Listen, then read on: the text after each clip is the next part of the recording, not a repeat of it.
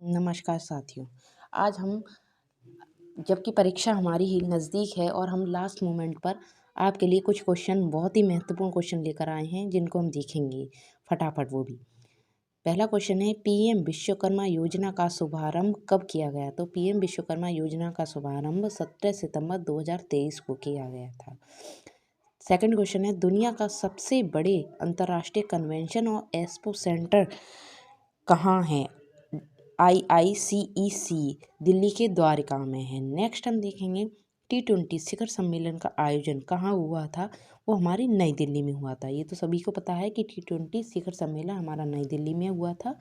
और नेक्स्ट हम चलते हैं भारतीय संविधान के अनुच्छेद 36 से 51 किस रूप में जाना जाता है? यानी कि हमारे जो अनुच्छेद है 36 से 51 में उसमें किसका उल्लेख किया है? तो राजनीति निर्देशक तत्वों का उल्लेख किया गया है। नेक्स्ट हम चलते हैं 2011 की जनगणना के अनुसार उत्तर प्रदेश के किस जिले की जनसंख्या सर्वाधिक है? तो वो है इलाहाबाद। नेक्स्ट हम चलते हैं लठमार होली के लिए कौन सा स्थान प्रसिद्ध है? तो लठमार होली हमारी कहाँ पर खेली जाती है? बरसाने में। देखिए इसके कई और भी मिलते जुलते ऑप्शन दिए होंगे जैसे कि हमारा है मथुरा है, बनारस है। तो हमें चलते हैं भारतीय दंड संहिता की किस धारा में दंगा परिभाषित किया गया है? यानी कि जो हमारा भारतीय दंड संहिता है उसमें जो दंगे के लिए कौन सी धारा लगती है? तो 159। नेक्स्ट हम चलते हैं भारतीय संविधान में भारत को किस प्रकार वर्णित किया गया है? मतलब हमारा जो संविधान है उसमें भारत को किस प्रकार से वर्णित किया गया है? तो एक राज्यों का संघ। नेक्स्ट हम चलते हैं क्षेत्रफल के आधार पर सबसे बड़ा महाद्वीप निम्न में से कौन सा है? तो वो है एशिया। नेक्स्ट उत्तर प्रदेश के किस जिले में किछौछा दरगाह शरीफ स्थित है? यानी कि हमारा जो उत्तर प्रदेश है उसमें किछौछा दरगाह शरीफ कहाँ स्थित है? वो अम्बेडकर नगर में है। नेक्स्ट हम चलते हैं भारतीय संविधान की 8वीं अनुसूची संबंधित है। यानी कि हमारे जो भारतीय संविधान है उसकी 8वीं अनुसूची में किसका उल्लेख किया गया है? देखिए संबंधित है या किसका उल्लेख किया है किसी तरीके से भी क्वेश्चन आ सकता है।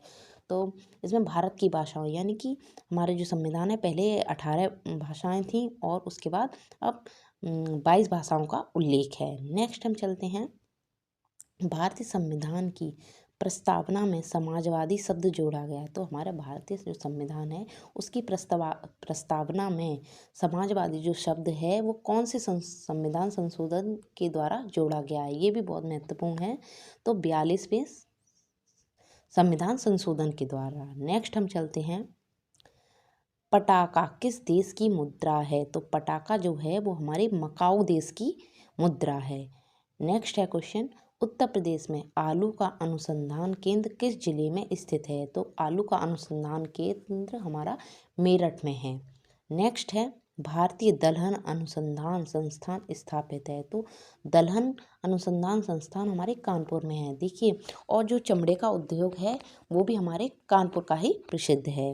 तो अगर चमड़े के बारे में पूछा जाता है कहाँ का प्रसिद्ध है या कहाँ पर कार्य होता है उसका, तो कानपुर है। और दलहन अनुसंधान संस्थान कहाँ पर है? वो भी हमारा कानपुर ही है।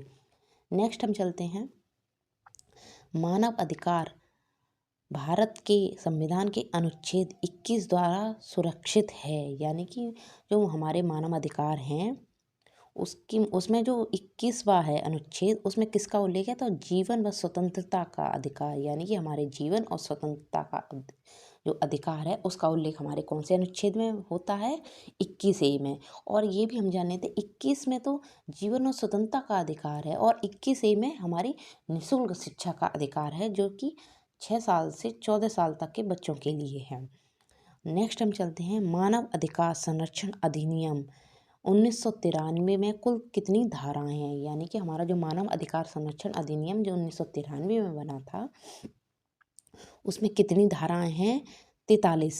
ठीक है। नेक्स्ट चलते हैं उत्तर प्रदेश का 18वां मंडल कौन सा है?